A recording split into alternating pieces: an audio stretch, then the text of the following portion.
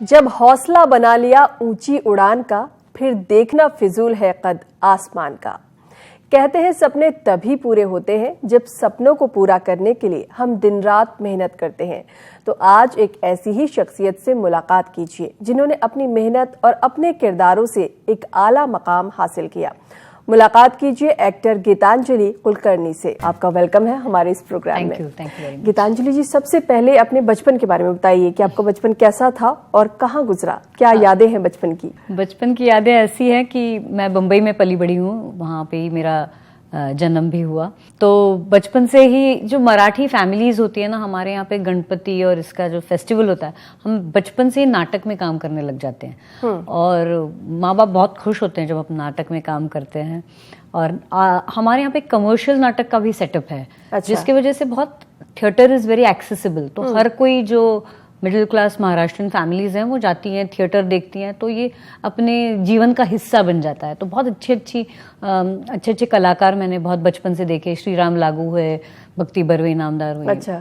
सतीश दुभाषी हुए, बहुत अच्छे कलाकार थे। नीलू फुले हुए।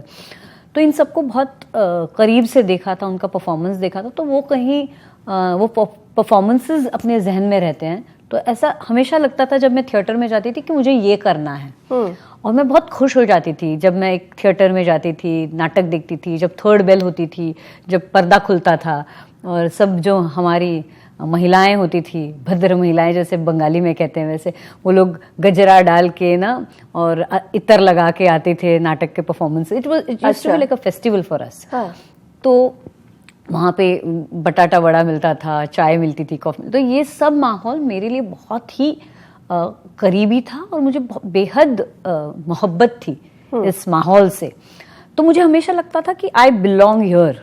थैंकफुली मैं जहाँ पे रहती थी, हमारी जो कॉलोनी थी, वहाँ पे बहुत सारी एक्टिविटीज होती थी। अच्छा। तो इस वजह से हमको हमेशा मतलब प्रोत्साहन मिला, एनकरेजमेंट मिली। तो हाँ, क्योंकि चूंकि स्कूल में क्या होता था, जिनके नंबर आते थे, जो फर्स्ट रैंक आता था, सेकंड, उनको ही ये सब करने को मिलता था। तो unfortunately school was not very supportive in this. But इस कॉलोनी के कारण हमारे जो इर्द गिर्द जो लोग थे वो एंथुजियास्टिक थे। हम नाटक करते थे, मतलब गानों की रिहर्सल करते थे, कुछ डांस प्रोग्राम करते थे। तो कुछ एक्टिविटीज होती रहती थी। और एक बड़ा, मुझे लगता है बड़ा कॉन्ट्रीब्यूशन रहा टीवी का। अच्छा। I was totally a TV kid. मतलब टीवी ज्यादा देखती थी। हाँ, और उस वक्त क्या होता है, टीवी का माहौल भी अलग था। तो जिस तरह के कार्यक्रम आते थे और उसमें बहुत ही उम्दा कलाकार आते थे, बहुत ही अच्छा साहित्य दिखाया जाता था। जैसे आप कहेंगे कि तमस दिखाया गया गोविंद निलानी का, सत्यजीत राय की फिल्में दिखाई जाती थी। यात्रा नाम की एक बहुत खूबसूरत श्याम बेनेगल की सीरीज थी।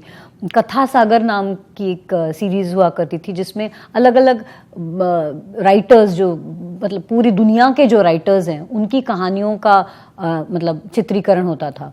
तो ये बहुत ही सुंदर कार्यक्रम होते थे जिसकी वजह से I think they were a very good part of my education. अच्छे कलाकार, नसीरुद्दीन शाह, स्मिता पाटिल, इनकी अदाकारी देखने को मिली, पंकज कपूर। तो मुझे लगता है ये सब देखने को मिलना ये बहुत बड़ा कंट्रीब्यूशन है कि मैं ये सोचने लगी कि मैं इन जैसी अदाकारा बनूं। और वो कहीं दिमाग में था। और क्या हो जाता है, जब आप अच्छे स्टूडेंट नहीं होते हो, आपके नंबर्स नहीं आते, तो आपकी कोई पहचान नहीं होती स्कूल्स में। तो ऐसे बच्चों के लिए यही होता है कि अरे मैं स्टेज पे जाता हूँ और लोगों को अच्छा लगता है, तो you get a special feeling. तो वो आपकी चाह बढ़ती जाती है, specially when you are not good in anything else. तो मुझे लगता है वो मेरा एक्सप्रेशन का एक बहुत, मुझे एक टूल मिल गया ना, कि जहाँ से एक मीडियम, एक माध्यम मिल गया जहाँ पे मैं जाके अपने आप को व्यक्त कर सकूं। तो वो अच्छी लगने लगी बातें। लेकिन आपके घर वाले क्या कह रहे थे? क्या वो भी चाहते थे कि आप इस फील्ड में जाएं? मैंने जब कॉलेज में एडमिशन ली तो मैंने एक ही कॉलेज में एडमिशन ली, क्योंकि तब हमारे वक्त क्या होता था, हम 4-5 कॉलेजों में मतलब फॉर्म्स भरते थे। But I was so sure कि मुझे नाटक ही करना है। तो मैंने रुया कॉलेज, राम नारायण रुया कॉलेज एक है बम्बई में, वहां पे एडमिशन ली, क्योंकि वहां पे नाटक का माहौल बहुत अच्छा है, ऐसा मैंने सुना था। थर्ड ईयर बीए के बाद मैंने डिसाइड किया कि मैं नेशनल स्कूल ऑफ ड्रामा के लिए अप्लाई करूंगी। तो तब थोड़ा सा डिस्कम्फर्ट दिखा मुझे। मेरी भाई की जो वाइफ थी, तो उन्होंने मुझे बहुत सपोर्ट किया तो उन्होंने मुझे बहुत हेल्प की एडमिशन के वक्त, मैं मुझसे तैयारी भी करवा के ली। और उस समय जब मुझे एडमिशन मिला तब तक तो कुछ फर्क नहीं पड़ रहा था। जब एडमिशन मिला तब मेरे माँ बाप थोड़े से हिल गए कि बाप रे, ये दिल्ली जाएगी, 3 साल रहेगी, पता नहीं वहां पे कैसा माहौल रहेगा, हॉस्टल में रहेगी, नाटक करेगी, तो मतलब लड़की तो हाथ से गई। तो वो डर गए। और उन्होंने कहा, मतलब बहुत झगड़ा हुआ, बहुत मतलब चर्चा हुई, डिबेट हुआ, लेकिन मैंने उनको कहा कि देखिए, मुझे स्कॉलरशिप है, नेशनल स्कूल ऑफ ड्रामा आपको स्कॉलरशिप देती है, तो it gives you a power. तो I was an adult, I was a 20-year-old girl and I had completed my graduation. I was not dependent on my parents legally. I knew that. So I took that opportunity कि मुझे अगर ये scholarship मिली है, मैंने ये decision लिया है, और मैं ये बता सकती हूँ अपने घर वालों को कि I don't agree with you and I have to take this decision and I have to take decision of my life and I am going to take it. लेकिन ये सपोर्ट मुझे उस स्कॉलरशिप के कारण, जो मात्र 600 रुपए थी, लेकिन that give me a power. तो इस वजह से मुझे ये ताकत मिली, इस वजह से मुझे ये डिसीजन मेकिंग की पावर मिली, और मैंने वो लिया thankfully. I could take that. इसके बाद आपका एडमिशन हो गया? एडमिशन हो गया and it change my life completely. मैं हमेशा कहती हूँ कि National school of Drama is an institution where I was born again. मेरा फिर से जन्म हुआ, मेरा रीबर्थ हुआ, ऐसा मैं कहूँगी। क्योंकि जिस तरह का, जैसे मैंने कहा कि मैं स्कूल में I was not a good student, मुझे दिलचस्पी नहीं थी, मुझे समझ में नहीं आता था मैं क्या कर रही हूँ, क्या लिख रही हूँ, कुछ कर दिया और कैसे पास होगी मुझे भी नहीं पता। आपका सिर्फ एक इंटरेस्ट था और वो थी एक्टिंग। क्योंकि that was the only place where I was getting some peace of mind, that was my expression. वही मेरी ताकत थी कि मैं कुछ लोगों को बताऊं, अपनी कहानी बताऊं। तो नेशनल स्कूल ऑफ ड्रामा में वो एजुकेशन का जो सिस्टम है वो इतना बढ़िया है, वो टीचर्स इतने बढ़िया थे, हमें जो सिखाते थे, उन्होंने हमें बदल दिया। गीतांजलि जी, और भी बातें करेंगे आपकी जिंदगी के बारे में, आपके करियर के बारे में, कैसे किस तरह से आपका करियर आगे बढ़ा। गीतांजलि, आपने बताया कि किस तरह से आपका एडमिशन हुआ एनएसडी में। अगर हम और कलाकारों की बात करें तो वहां से पढ़ते हैं और फिल्मों की तरफ चल देते हैं, लेकिन आप कमर्शियल की तरफ नहीं गई और एक्सपेरिमेंटल जो थिएटर है, जो भी फिल्में हैं, उस तरफ गई, वही आपने की। क्यों आप कमर्शियल की तरफ नहीं गई? मुझे पहले से ही थोड़ा डर लगता है कंपटीशन से, बचपन से ही। जब कुछ मुझे कहा जाता है कि आपको ये प्रूव करना है, तो थोड़ा झिझक होती है। तो मुझे हमेशा लगता है कि जो काम कुछ जिसमें प्रोसेस हो, उसमें मुझे ज्यादा खूबसूरती दिखती है और मैं ज्यादा ढूंढ पाती हूँ अपने आप को। तो शुरुआत में मैंने जैसे कहा कि कमर्शियल मराठी नाटक भी किए, एक्सपेरिमेंटल नाटक भी किए, लेकिन वो करते हुए ध्यान आया, समझ आया कि मुझे किसमें आनंद मिलता है, मुझे किसमें है। तो इस तरह से मैंने अपना रास्ता चुना और मेरा झुकाव ज्यादा एक्सपेरिमेंटल नाटकों की तरफ, ऐसी फिल्में जो इंडी फिल्म्स हैं उसकी तरफ ज्यादा था। मेरी मम्मी हमेशा कहती है कि तुम डेली सोप क्यों नहीं करती हो, ज्यादा पैसे मिलेंगे। लेकिन वो कहते हमेशा तुम्हें ऐसी चीजें पसंद आती है जिसमें पैसे कम होते हैं। तो मेरा बैंक बैलेंस बहुत कम है, लेकिन मैं बहुत खुश हूँ। जैसे आपने कहा कि आपको बचपन से कंपटीशन से डर लगता है जी, तो क्या वो डर आज भी है? जी, आज भी है। आज भी वो डर है। बात करते हैं आपकी फिल्मों की। आपकी एक बहुत ही मशहूर फिल्म है कोर्ट, जिसको नेशनल अवार्ड भी मिला। इस फिल्म को करने के लिए आपको कितनी तैयारी करनी पड़ी? जैसे मैंने कहा कि मैं एक्सपेरिमेंटल नाटक कर रही थी और उसमें एक 5, 6, 7 साल गुजरने के बाद, 5, 6 अच्छे नाटक करने के बाद मेरे हाथ में कोर्ट जैसी फिल्म आई, जो फिर से मैं कहूँ तो एक एक्सपेरिमेंटल फिल्म ही थी। और जो लोग भी बना रहे थे वो एक बिल्कुल ही छोटे बजट में जो कुछ नया करना चाहते हैं, नई कहानी बताना चाहते हैं, नया एक कुछ मतलब माध्यम ढूंढ रहे हैं, ऐसे नए यंग आर्टिस्ट थे सब। उन्होंने मुझे सिलेक्ट किया, लेकिन उसको 6 महीने लगे उस पूरे प्रोसेस में। मैं काफी कोर्ट्स में गई, मैंने बहुत मतलब एडवोकेट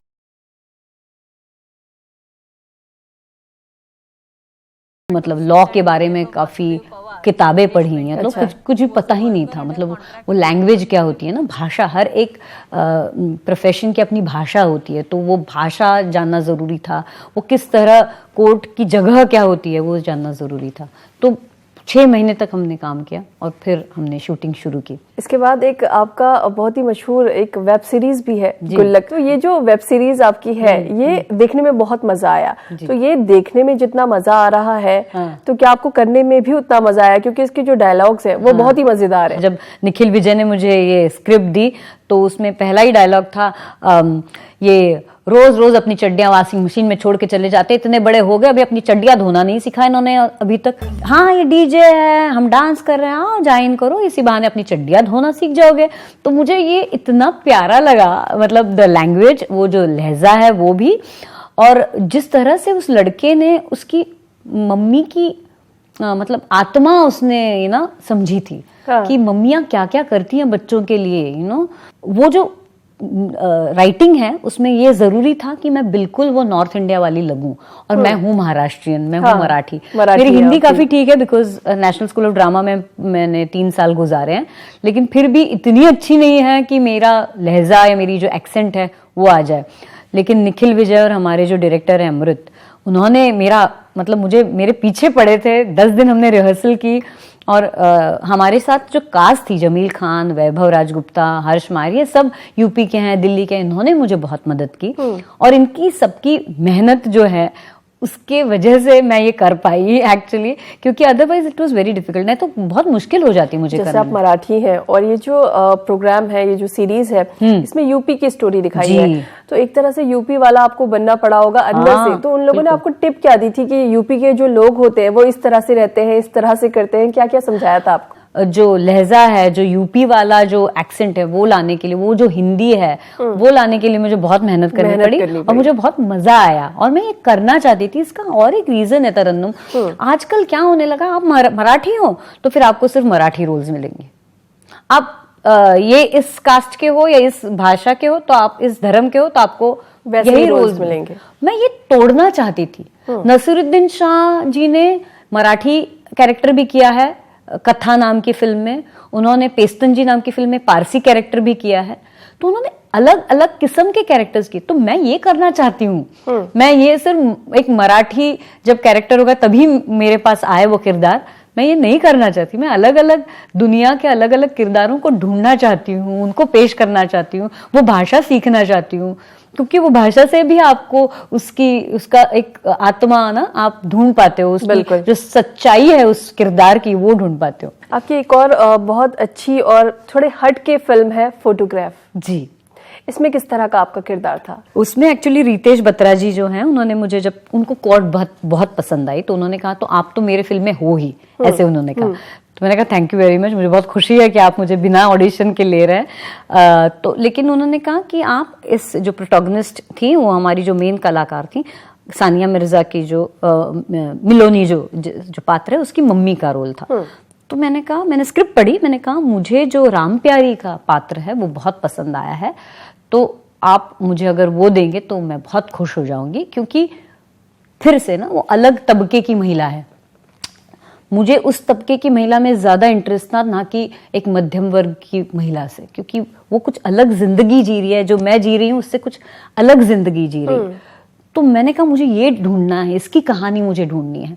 तो मैं एक्चुअली, हमारे जो घर में धोबी आते हैं वो यूपी से बिलोंग करते हैं, तो मैं उनकी कॉलोनी में गई। मैंने उनकी वाइफ थी, उनके जो रिश्तेदार थे, उनसे मुलाकात की। वो किस तरह की एक बहुत महत्वपूर्ण कैरेक्टर, एक पायल का कैरेक्टर उसमें, मतलब राम प्यारी जो पायल पहनती है, तो वो डिजाइन मैंने उनसे लिया, उनसे गाने सीखे और उनका जो फिर से वो भाषा पे काम किया। तो मुझे अलग तबके के, अलग अलग किस्म के किरदार करने में ज्यादा मजा आता है। गीतांजलि जी, सभी जानते हैं अतुल कुलकर्णी आपके हस्बैंड हैं, वो भी चोटी के कलाकार और आप भी चोटी की कलाकार, तो जब आप लोग घर में होते हैं तो कैसे रहते हैं? हमारे यहाँ पे कहावत है कि निंदक आपके बगल में होना चाहिए, तो हमारे घर में ही हम निंदक हैं। अच्छा। हम एक दूसरे की निंदा करते रहते हैं कि ये काम क्रिटिसाइज करते बिल्कुल बिल्कुल मतलब अगर मैंने कुछ काम किया है तो वो बोलते हैं कि नहीं ये सही नहीं, क्योंकि हम एक दूसरे को इतनी अच्छी तरह जानते हैं। हम 20-23 साल से एक साथ रह रहे हैं। ऐसा नहीं है कि चूंकि वो मेरे पति हैं या मैं उनकी वाइफ हूं तो हम एक दूसरे को अरे वाह वाह वाह वाह कहते हैं। हमें बहुत सारे डिफरेंसेस हैं, लेकिन कुछ कुछ चीजें हमें बहुत सिमिलर है, जिस तरह का हम काम करते हैं। क्योंकि जैसे हमारे घर में बिल्कुल फर्नीचर नहीं है, हमारे घर में सोफा नहीं है, हमारे घर में कॉट नहीं है, हम नीचे सोते हैं। अच्छा। हमारे घर में वॉशिंग मशीन नहीं है। ऐसा क्यों? हम कम से कम मिनिमलिस्टिक जो जिंदगी जीना चाहते हैं, और इस बारे में हमको दोनों को विश्वास है।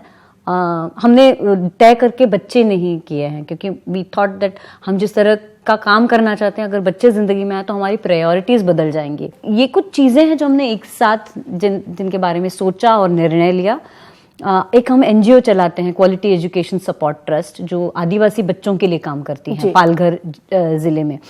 तो उसमें मैं एक प्रोजेक्ट हैंडल करती हूँ जिसका नाम है गोष्ठ रंग, जो बच्चों को हम नाटकीकरण करते हैं, बाल साहित्य का नाटकीकरण करके बच्चों को दिखाते। जब आपको अतुल सर क्रिटिसाइज करते तो कई बार ऐसा भी होता होगा कि आप चिढ़ भी जाती होंगी कि हर बात में क्रिटिसाइज करते हैं, या जहाँ पे जरूरत नहीं है वहां पर भी क्रिटिसाइज करें, तो क्या कभी कुछ ऐसा होता है? कभी कभी तो मुझे आश्चर्य हो जाता है कि क्या ये मतलब क्या रिश्ता होता है ना हस्बैंड एंड वाइफ का।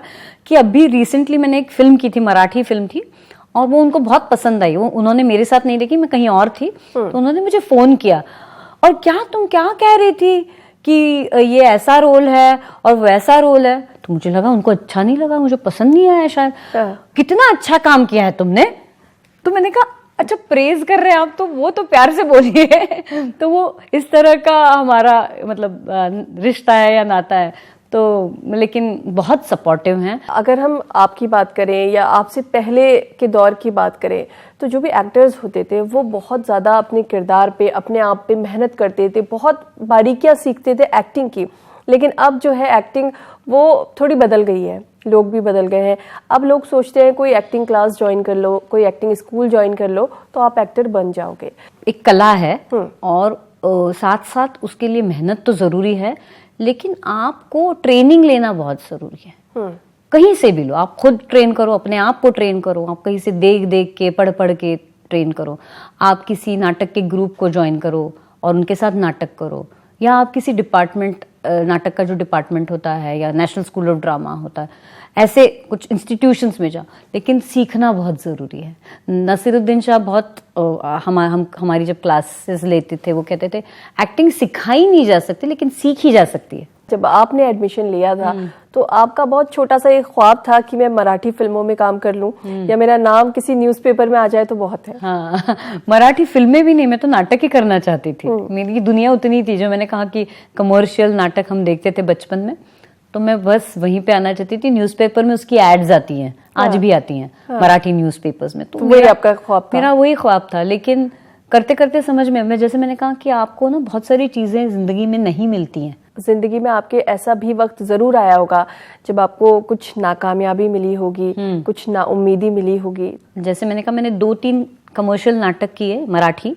उसके बाद एक बहुत ही ऐसा एक फेज आया जिंदगी में कि वहां पे काम ही नहीं था, मिल ही नहीं रहा था काम। अच्छा। वो जो फेज था उसमें मैंने बहुत खुद को जानने की कोशिश की, बहुत नाटक पढ़े, लिटरेचर पढ़ा, बहुत दोस्तों के साथ बहुत सारी स्क्रिप्ट्स लिखी, क्या कर सकते हैं, अपने लिए क्या ढूंढ सकती हूँ। और फिर मुझे एहसास हुआ कि मैं सिर्फ एक एक्टर नहीं हूँ, उसके अलावा भी मुझे कुछ पूरे नाटक के बारे में सोचना चाहिए। मैं किस तरह का नाटक करना चाहती हूँ, मैं किस तरह की अदाकारा होना चाहती हूँ, मैं किस तरह की कला, मैं क्या कहना चाहती हूँ, अपने कहानियों से मैं क्या कहना चाहती हूँ। ना कि मुझे कोई स्क्रिप्ट दे और मैं याद करूँ और मैं वो उसके लिए अपनी अपनी तैयारी करूँ, नहीं। ये पूरे एक कहानी को क्या कहना है, ये मेरे लिए बहुत इंपॉर्टेंट था, बहुत ही जरूरी था। इसीलिए कॉर्ड जैसी फिल्म या फोटोग्राफ जैसी फिल्म या गुल्लक या पिया बहरूपिया नाटक, अगर आपने सुना होगा, तो ये बहुत जरूरी कि उसमें कुछ आप मैं संदेश नहीं कहूंगी, मैं मतलब उतना उसमें मुझे कंट्राइव भी नहीं करना, लेकिन एक फलसफा, हाँ, जिंदगी के बारे में एक फलसफा और एक अलग अलग दुनिया के लोगों की कहानियां जहाँ पे बताई जाए। आपको क्या लगता है जो आपकी जनरेशन है या जो आपके लोग हैं वो थिएटर को किस तरह से लेते हैं, कितना पसंद करते हैं, क्या थिएटर के लिए वक्त निकालते हैं आज की बिजी लाइफ में? हर जनरेशन में अलग अलग किस्म के लोग होते हैं और अभी भी मैं जिनके साथ काम करती हूँ बहुत ही यंग अच्छे कलाकार हैं और वो बहुत अच्छा काम कर रहे हैं।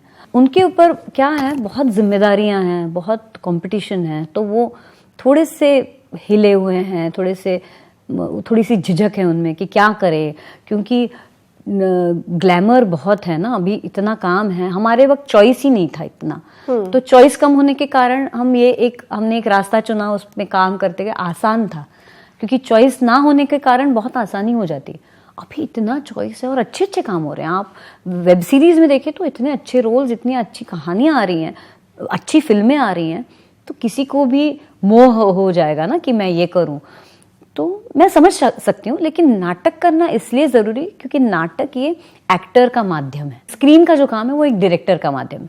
तो अगर आपको अपने क्राफ्ट पे काम करना है, अपने आप पे काम करना है, तो नाटक में काम करना बहुत जरूरी है। और दूसरी बात मुझे ये लगती है, आजकल वक्त बहुत कम होता है और थिएटर में वक्त बहुत लगता है। आपको वक्त देना पड़ता है, आपको प्रैक्टिस करनी पड़ती है। प्रैक्टिस तो बहुत जरूरी है, बिना रियाज के कुछ नहीं हो सकता। रियाज करना बहुत जरूरी है। तो अभी आने वाले वक्त में हम आपकी कौन सी फिल्म्स या कौन सी वेब सीरीज, सीरियल्स देखने वाले हैं? एक बहुत ही इंटरेस्टिंग काम किया है मैंने, ताजमहल 1989 नाम की एक सीरीज की है, वेब सीरीज। पुष्पेंद्र मिश्रा जी उसके डायरेक्टर राइटर हैं। और एक मैंने मराठी फिल्म की है, वो रोड फिल्म है, मराठी फिल्म, वो भी बहुत उसकी कहानी बहुत बढ़िया है, उसकी भी शूटिंग हो चुकी है। हमने आपकी इतनी सारी फिल्म्स देखी हैं, वेब सीरीज देखी हैं, आपकी एक्टिंग तो हम लोग देख चुके हैं लेकिन जो हमारे व्यूअर्स हैं वो जरूर चाह रहे होंगे कि आप उनके लिए कुछ गुनगुना भी दें। मैं जो नाटक करती हूँ पिया बहरूपिया, उसमें नौटंकी शैली है, तो उसमें एक नौटंकी शैली का एक शेरो शायरी है, वो मैं आपको सुनाती हूँ। जरूर। लाया हूँ संदेशा मोहब्बत भरा है ये, जिसके लिए उसे कह दूं जरा। खुदा ने बनाई ये तस्वीर है, पार दिल के जो जाए ये वो तीर है, लेकिन रांझा है वो तेरा, उसकी तू हीर है। मेरे राजा की हालत गंभीर है, मेरे राजा की हालत गंभीर है। बहुत खूब, क्या गाया है आपने, तीर वाकई दिल के पार हो गया। थैंक यू गीतांजलि जी, आप हमारे स्टूडियो में आई, तमाम बातें अपनी जिंदगी के बारे में आपने हमें बताई। आपका यहाँ आने के लिए बहुत बहुत शुक्रिया। बहुत बहुत शुक्रिया, बहुत बहुत थैंक यू। तो ये थी गीतांजलि कुलकर्णी। आपसे फिर मुलाकात होगी अगले हफ्ते किसी ऐसे ही ताबिंदा सितारे के साथ। फिलहाल हमें दीजिए इजाजत। आदाब।